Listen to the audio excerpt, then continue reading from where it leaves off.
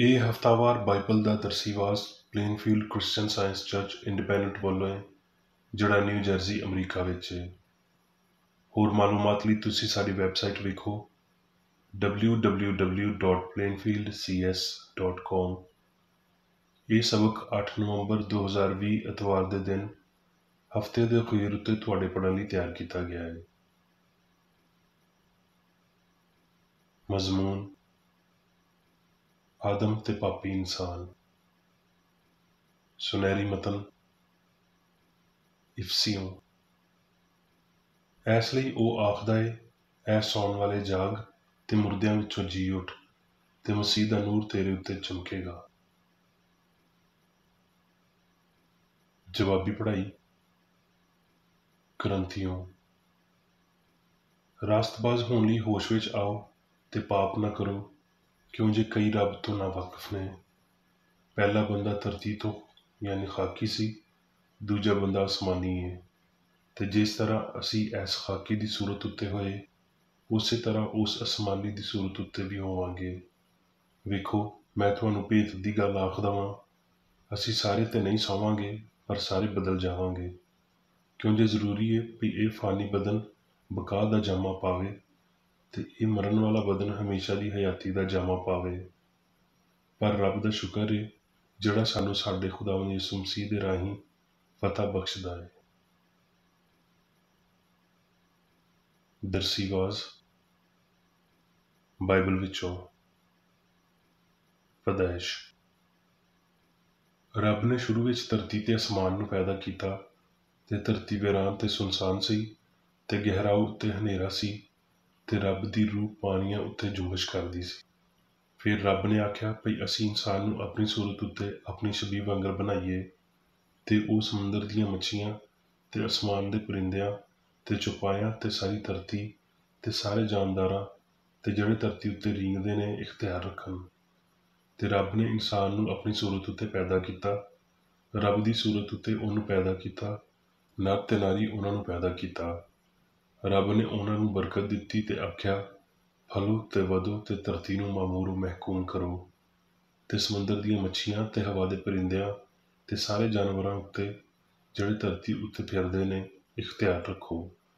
ਤੇ ਰੱਬ ਨੇ ਸਭ ਉੱਤੇ ਜੋ ਕੁਝ ਉਹਨੇ ਬਣਾਇਆ ਸੀ ਨਜ਼ਰ ਕੀਤੀ, ਤੇ ਵੇਖਿਆ ਭਈ ਬਹੁਤ ਚੰਗਾ ਹੈ। ਪੈਦਾਇਸ਼। ਬਲਕਿ ਧਰਤੀ ਤੋਂ ਕੋਰ ਉੱਠਦੀ ਸੀ ਤੇ ਸਾਰੀ ਧਰਤੀ ਨੂੰ ਸੈਰਾਬ ਕਰਦੀ ਸੀ। ਤੇ ਰੱਬ ਨੇ ਧਰਤੀ ਦੀ ਮਿੱਟੀ ਤੋਂ ਇਨਸਾਨ ਨੂੰ ਬਣਾਇਆ, ਤੇ ਉਹਦੇ ਨਥਨਿਆਂ ਵਿੱਚ ਹਯਾਤੀ ਦਾ ਸਾਹ ਫੂਕਿਆ, ਤੇ ਇਨਸਾਨ ਜਿਉਂਦੀ ਜਿੰਦ ਹੋਇਆ। ਤੇ ਰੱਬ ਨੇ ਆਦਮ ਉੱਤੇ ਗਹਿਰੀ ਨੀਂਦਰ ਘੱਲੀ, ਤੇ ਉਹ ਸੌਂ ਗਿਆ, ਤੇ ਉਹਨੇ ਉਹਦੀਆਂ ਪਸਲੀਆਂ ਵਿੱਚੋਂ ਇੱਕ ਨੂੰ ਕੱਢ ਕੇ ਉਹਦੀ ਥਾਂ ਗੋਸ਼ਤ ਭਰ ਦਿੱਤਾ। ਤੇ ਰੱਬ ਉਸ ਪਸਲੀ ਤੋਂ ਜਿਹੜੀ ਉਹਨੇ ਆਦਮ ਵਿੱਚੋਂ ਕੱਢੀ ਸੀ, ਇੱਕ ਬੁੱਢੀ ਬਣਾ ਕੇ ਉਹਨੂੰ ਆਦਮ ਦੇ ਕੋਲ ਲਿਆਇਆ।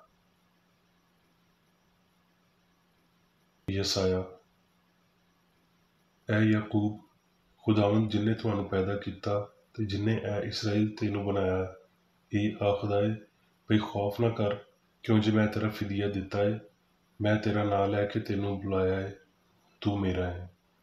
ਜਦੋਂ ਤੂੰ ਸੈਲਾਬ ਵਿੱਚੋਂ ਲੰਘੇ ਤੇ ਮੈਂ ਤੇਰੇ ਨਾਲ ਹੋਵਾਂਗਾ, ਤੇ ਜਦੋਂ ਤੂੰ ਨਦੀਆਂ ਵਿੱਚੋਂ ਲੰਘੇ ਤੇ ਉਹ ਤੈਨੂੰ ਨਾ ਡੁਬੋਣਗੀਆਂ। ਜਦੋਂ ਤੂੰ ਅੱਗ ਉੱਤੇ ਚੱਲੇਗਾ ਤੇ ਤੈਨੂੰ ਆਂਚ ਨਾ ਲੱਗੇਗੀ, ਤੇ ਸ਼ੋਲਾ ਤੈਨੂੰ ਨਾ ਸਾੜੇਗਾ, ਕਿਉਂ ਜੇ ਮੈਂ ਖੁਦਾਵੰਦ ਤੇਰਾ ਰੱਬ, ਇਸਰਾਈਲ ਦਾ ਕਦੂਸ ਤੇਰਾ ਮੁਕਤੀਦਾਤਾ ਵਾਂ। ਜ਼ਬੂਰ। ਬੰਦਾ ਜਿਹੜਾ ਇੱਜ਼ਤ ਦੀ ਹਾਲਤ ਵਿੱਚ ਰਹਿੰਦਾ ਏ ਪਰ ਖਿਰਦ ਨਹੀਂ ਕਰਦਾ, ਜਾਨਵਰਾਂ ਵਾਂਗਰ ਏ ਜਿਹੜੇ ਫਨਾਹ ਹੋ ਜਾਂਦੇ ਨੇ। ਮੱਤੀ। ਤੇ ਯਿਸੂ ਸਾਰੇ ਪਿੰਡਾਂ ਤੇ ਸ਼ਹਿਰਾਂ ਵਿੱਚ ਫਿਰਦਾ ਰਿਹਾ, ਤੇ ਉਹਨਾਂ ਦੇ ਇਬਾਦਤਖਾਨਿਆਂ ਵਿੱਚ ਤਾਲੀਮ ਦਿੰਦਾ ਰਿਹਾ, ਤੇ ਬਾਦਸ਼ਾਹੀ ਦੀ ਖੁਸ਼ਖਬਰੀ ਦੀ ਮੁਨਾਦੀ ਕਰਦਾ ਰਿਹਾ। ਮੱਤੀ। ਉਹਨਾਂ ਨੇ ਖਬਰ ਘੱਲੀ, ਤੇ ਸਾਰੇ ਬਿਮਾਰਾਂ ਨੂੰ ਉਹਦੇ ਕੋਲ ਲਿਆਏ, ਤੇ ਉਹਦੀ ਮਿੰਨਤ ਕਰਨ ਲੱਗੇ ਭਈ ਉਹਦੀ ਪੁਸ਼ਾਕ ਦਾ ਕਿਨਾਰਾ ਹੀ ਫੜ ਲੈਣ, ਤੇ ਜਿਨ੍ਹਾਂ ਨੇ ਫੜਿਆ ਉਹ ਚੰਗੇ ਹੋ ਗਏ। ਯੂਹੰਨਾ। ਮਰੀਅਮ ਤੇ ਉਹਦੀ ਭੈਣ ਮਾਰਥਾ ਦੇ ਪਿੰਡ ਬੈਤਅਨੀਆ ਦਾ ਲਾਜ਼ਰ ਨਾਂ ਦਾ ਇੱਕ ਬੰਦਾ ਬਿਮਾਰ ਸੀ। ਯਿਸੂ ਨੇ ਇਹ ਸੁਣ ਕੇ ਆਖਿਆ, ਇਹ ਬਿਮਾਰੀ ਮੌਤ ਦੀ ਨਹੀਂ ਬਲਕਿ ਰੱਬ ਦੇ ਜਲਾਲ ਲਈ ਏ, ਤਾਂ ਜੋ ਉਹਦੇ ਪਾਰੋਂ ਰੱਬ ਦਾ ਜਲਾਲ ਜ਼ਾਹਿਰ ਹੋਵੇ। ਉਹਨੇ ਇਹ ਗੱਲਾਂ ਆਖੀਆਂ ਤੇ ਉਹਦੇ ਬਾਅਦ ਉਹਨਾਂ ਨੂੰ ਆਖਣ ਲੱਗਿਆ ਵੀ ਸਾਡਾ ਦੋਸਤ ਲਾਜ਼ਰ ਸੌਂ ਗਿਆ ਹੈ, ਪਰ ਮੈਂ ਉਹਨੂੰ ਜਗਾਉਣ ਜਾਣਾ ਵਾਂ। ਤੇ ਉਹਨਾਂ ਨੇ ਉਸ ਪੱਥਰ ਨੂੰ ਹਟਾ ਦਿੱਤਾ। ਫਿਰ ਯਿਸੂ ਨੇ ਅੱਖਾਂ ਖੋਲ੍ਹ ਕੇ ਆਖਿਆ, ਐ ਬਾਪ, ਮੈਂ ਤੇਰਾ ਸ਼ੁਕਰ ਕਰਦਾ ਵਾਂ ਵੀ ਤੂੰ ਮੇਰੀ ਸੁਣ ਲਈ।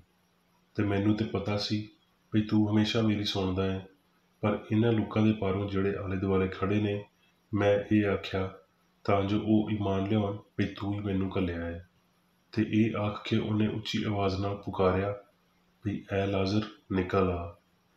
ਜਿਹੜਾ ਮਰ ਗਿਆ ਸੀ ਉਹ ਕਫਨ ਨਾਲ ਹੱਥ ਪੈਰ ਬੰਨੇ ਹੋਏ ਨਿਕਲ ਆਇਆ ਤੇ ਉਹਦਾ ਮੂੰਹ ਰੁਮਾਲ ਨਾਲ ਲਪੇਟਿਆ ਹੋਇਆ ਸੀ। ਯਿਸੂ ਨੇ ਉਹਨਾਂ ਨੂੰ ਆਖਿਆ ਵੀ ਉਹਨੂੰ ਖੋਲ ਕੇ ਜਾਣ ਦਿਓ। ਅਯੂਬ।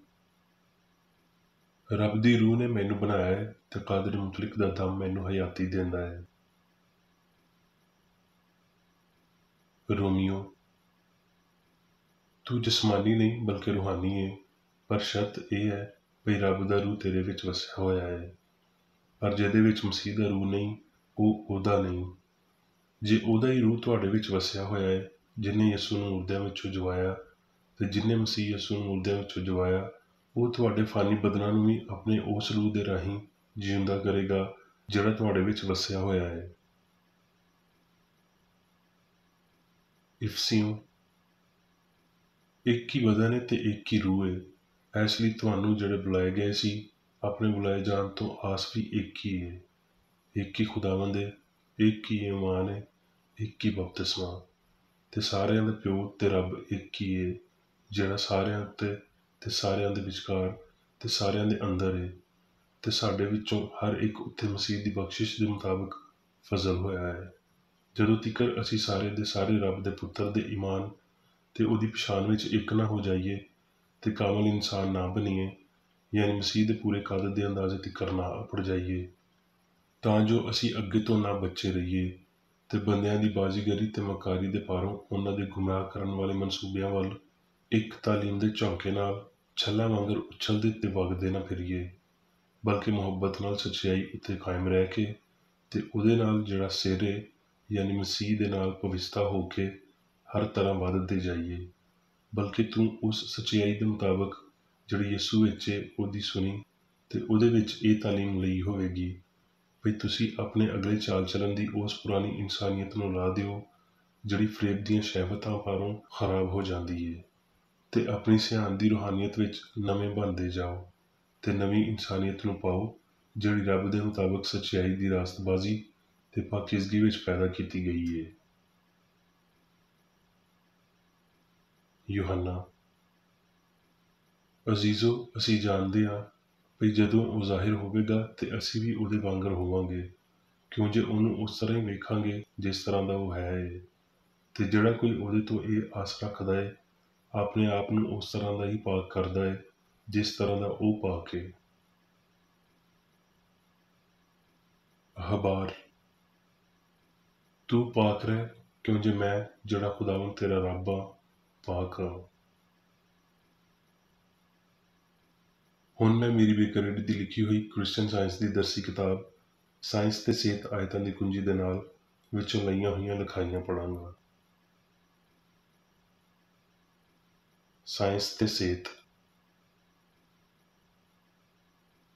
ਪੈਦਾਇਸ਼ 1 ਬਾਬ 27 ਆਇਤ। ਤੇ ਰੱਬ ਨੇ ਇਨਸਾਨ ਨੂੰ ਆਪਣੀ ਸੂਰਤ ਉੱਤੇ ਪੈਦਾ ਕੀਤਾ, ਨਰ ਤੇ ਨਾਰੀ ਉਹਨਾਂ ਨੂੰ ਪੈਦਾ ਕੀਤਾ। ਇਸ ਯਾਦਗਾਰ ਲਮਹਾਤੀ ਖਿਆਲ ਉੱਤੇ ਜ਼ੋਰ ਦੇਣ ਲਈ ਇਹ ਕਈ ਵਾਰੀ ਦੁਹਰਾਇਆ ਗਿਆ ਹੈ ਵੀ ਰੱਬ ਨੇ ਇਨਸਾਨ ਨੂੰ ਆਪਣੀ ਸੂਰਤ ਉੱਤੇ ਪੈਦਾ ਕੀਤਾ ਤਾਂ ਜੋ ਇਲਾਹੀ ਰੂਹ ਦੀ ਅਕਾਸੀ ਕਰੇ। ਪੈਦਾਇਸ਼ 2 ਬਾਬ 6 ਆਇਤ।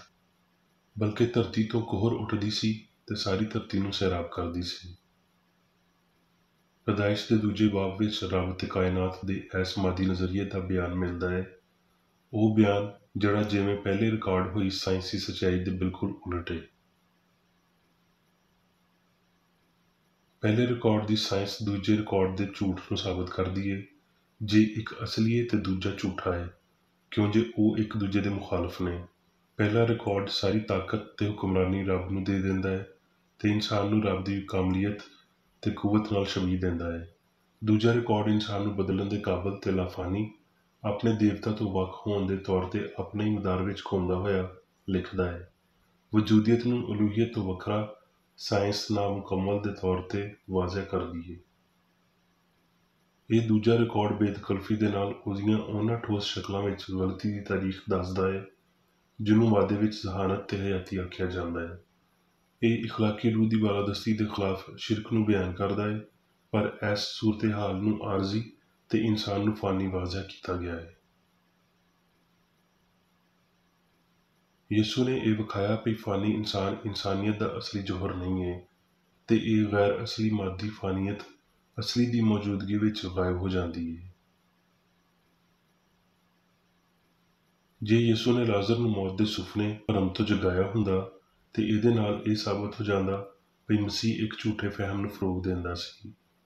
ਇਲਾਹੀ ਸਿਆਣ ਦੀ ਮਰਜ਼ੀ ਤੇ ਕੂਵਤ ਦੀ ਇਸ ਤੈਅਸ਼ੁਦਾ ਅਜ਼ਮਾਇਸ਼ ਉੱਤੇ ਕੌਣ ਸ਼ੱਕ ਕਰਨ ਦੀ ਜੁਰਅਤ ਕਰਦਾ ਹੈ, ਤਾਂ ਜੋ ਇਨਸਾਨ ਨੂੰ ਹਮੇਸ਼ਾ ਉਹਦੀ ਹਾਲਤ ਵਿੱਚ ਬਰਕਰਾਰ ਰੱਖੇ ਤੇ ਇਨਸਾਨ ਦੇ ਸਾਰੇ ਕੰਮਾਂ ਦੀ ਨਿਗਰਾਨੀ ਕਰੇ। ਕੋਈ ਵੀ ਬੰਦਾ ਜਿਹੜਾ ਰੱਬ ਦੇ ਖਿਆਲ ਤੇ ਵਿਚਾਰੀ ਇਨਸਾਨੀਅਤ ਦੇ ਵਿਚਕਾਰ ਅਦਮ ਮੁਤਾਬਕਤ ਨੂੰ ਸਮਝਣ ਦੇ ਕਾਬਲ ਹੈ, ਉਹਨੂੰ ਰੱਬ ਦੇ ਇਨਸਾਨ ਜਿਹੜਾ ਉਹਦੀ ਸੂਰਤ ਉੱਤੇ ਬਣਾਇਆ ਗਿਆ ਹੈ ਤੇ ਆਦਮ ਦੀ ਪਾਪ ਕਰਨ ਵਾਲੀ ਨਸਲ ਦੇ ਵਿਚਕਾਰ ਫਰਕ ਨੂੰ ਜੋ ਕ੍ਰਿਸਚਨ ਸਾਇੰਸ ਨੇ ਕੀਤਾ ਸਮਝਣ ਦੇ ਕਾਬਲ ਹੋਣਾ ਚਾਹੀਦਾ ਹੈ।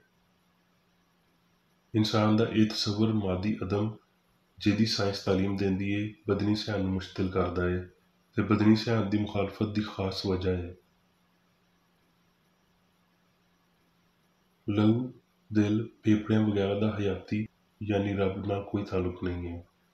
ਅਸਲ ਇਨਸਾਨ ਦਾ ਹਰ ਕੰਮ ਇਲਾਹੀ ਸਿਆਣ ਦੀ ਰਖਵਾਲੀ ਵਿੱਚ ਹੈ। ਇਨਸਾਨ ਦੀ ਸੋਚ ਕਤਲ ਕਰਨ ਜਾਂ ਇਲਾਜ ਕਰਨ ਦੀ ਕੋਈ ਤਾਕਤ ਨਹੀਂ ਰੱਖਦੀ ਤੇ ਇਹਦਾ ਰੱਬ ਦੇ ਬੰਦੇ ਉੱਤੇ ਕੋਈ ਇਖਤਿਆਰ ਨਹੀਂ ਹੈ।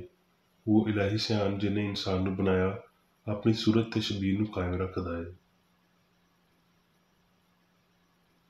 ਇਲਾਹੀ ਸਾਇੰਸ ਹੇਠਾਂ ਦਿੱਤੀ ਹੋਈ ਆਪ ਸਾਹਮਣੇ ਆਉਣ ਵਾਲੀ ਸਲਾਹ ਦੇ ਰਾਹੀਂ ਇਸ ਖਿਆਲੀ ਬਿਆਨ ਨੂੰ ਵਾਜ਼ਿਹ ਕਰਦੀ ਹੈ ਕਿ ਸਿਆਣ ਇੱਕ ਹੈ। ਜੇ ਰੱਬ ਜਾਂ ਨੇਕੀ ਅਸਲੀ ਹੈ ਤੇ ਬੁਰਿਆਈ ਯਾਨੀ ਰੱਬ ਦੀ ਗੈਰ ਮੁਸ਼ਾਬਹਤ ਵੀ ਨਕਲੀ ਹੈ ਤੇ ਬੁਰਿਆਈ ਸਿਰਫ ਨਕਲੀ ਨੂੰ ਅਸਲੀ ਦਾ ਰੂਪ ਦੇਣ ਨਾਲ ਹੀ ਅਸਲੀ ਵਿਖਾਲੀ ਦੇ ਸਕਦੀ ਹੈ। ਰੱਬ ਦੇ ਫਰਜ਼ੰਦਾਂ ਦੇ ਕੋਲ ਇੱਕ ਸਿਆਣ ਦੇ ਇਲਾਵਾ ਕੁਝ ਵੀ ਨਹੀਂ। ਜਦੋਂ ਰੱਬ ਯਾਨੀ ਇਨਸਾਨ ਦੀ ਸਿਆਣ ਕਦੀ ਪਾਪ ਨਹੀਂ ਕਰਦਾ ਤੇ ਚੰਗਿਆਈ ਬੁਰਿਆਈ ਵਿੱਚ ਕਿੱਦਾਂ ਬਦਲ ਸਕਦੀ ਹੈ। ਬੁਨਿਆਦੀ ਤੌਰ ਤੇ ਕਾਮਲੀਅਤ ਦਾ ਮਿਆਰ ਰੱਬ ਤੇ ਇਨਸਾਨ ਸੀ। ਕੀ ਰੱਬ ਨੇ ਆਪਣੇ ਆਪ ਦਾ ਮਿਆਰ ਘਟਾ ਲਿਆ ਹੈ ਤੇ ਇਨਸਾਨ ਪਾਪ ਵਿੱਚ ਡਿੱਗ ਗਿਆ ਹੈ? ਰੱਬ ਇਨਸਾਨ ਦਾ ਖਾਲਕ ਹੈ ਤੇ ਇਨਸਾਨ ਦਾ ਇਲਾਹੀ ਅਸੂਲ ਕਾਮਲ ਹੋਣ ਨਾਲ ਇਲਾਹੀ ਖਿਆਲ ਜਾਂ ਪਰਛਾਵਾਂ ਯਾਨੀ ਇਨਸਾਨ ਕਾਮਲ ਹੀ ਰਹਿੰਦਾ ਹੈ। ਇਨਸਾਨ ਰੱਬ ਦੀ ਹਸਤੀ ਦਾ ਇਜ਼ਹਾਰ ਹੈ। ਜੇ ਕੋਈ ਅਜਿਹਾ ਵੇਲਾ ਸੀ ਜਦੋਂ ਇਨਸਾਨ ਨੇ ਇਲਾਹੀ ਕਾਮਲੀਅਤ ਦਾ ਇਜ਼ਹਾਰ ਨਹੀਂ ਕੀਤਾ ਤੇ ਇਹ ਉਹ ਵੇਲਾ ਸੀ ਜਦੋਂ ਇਨਸਾਨ ਨੇ ਰੱਬ ਨੂੰ ਜ਼ਾਹਿਰ ਨਹੀਂ ਕੀਤਾ ਤੇ ਨਤੀਜੇ ਦੇ ਤੌਰ ਤੇ ਇਹ ਉਹ ਵੇਲਾ ਸੀ ਜਦੋਂ ਉਲੂਹੀਅਤ ਯਾਨੀ ਵਜੂਦ ਗੈਰ ਯਕੀਨੀ ਸੀ। ਜੇ ਬੰਦੇ ਨੇ ਆਪਣੀ ਕਾਮਲੀਅਤ ਗਵਾ ਲਈ ਹੈ ਤੇ ਉਹਨੇ ਆਪਣਾ ਕਾਮਲ ਅਸੂਲ ਇਲਾਹੀ ਸਿਆਣ ਵੀ ਗਵਾ ਲਈ ਹੈ।